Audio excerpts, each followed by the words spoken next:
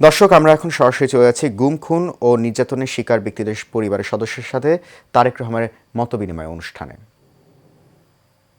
অভিভাবক শূন্য একটি পরিবার এবং সামাজিক যে তাদের উপর যে একটি সামাজিকভাবে একটি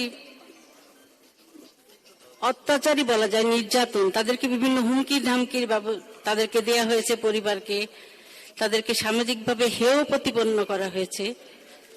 যেমন আমার বাচ্চা ছোট ছিল যখন, মেয়ে স্কুলে পড়তো, যখন সে স্কুলে যেত এই বিষয়গুলো তাকে তার সহপাঠী এবং অন্যান্য যারা তারা জিজ্ঞাসা করত। আস্তে আস্তে যখন এই বিষয়গুলো সে মানসিকভাবে দুর্বল হয়ে যাচ্ছিল, এ কারণে আমার তাকে স্কুল পরিবর্তন করতে হয়েছে।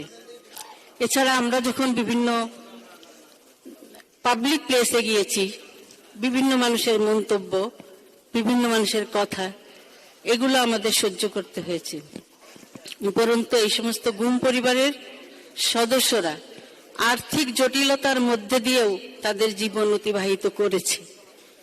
সুতরাং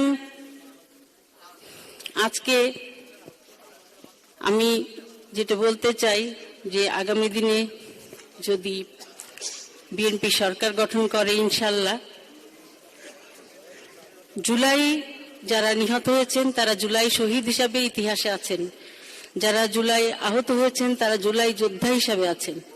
কিন্তু 17 বছরে যে গুম, খুন এবং নির্যাতনের শিকার হয়েছেন তাদের পরিচয়টা কি?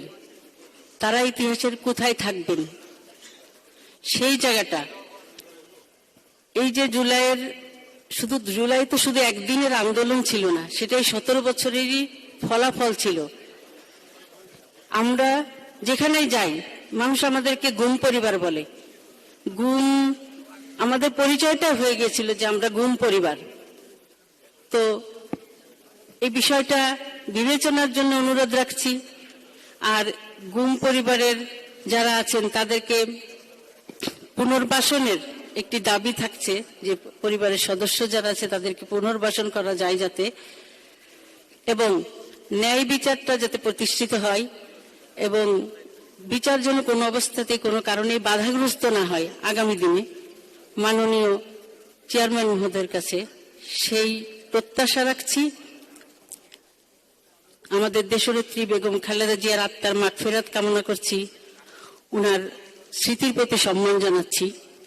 সবাইকে ধন্যবাদ জানাচ্ছি। আসসালামু আলাইকুম।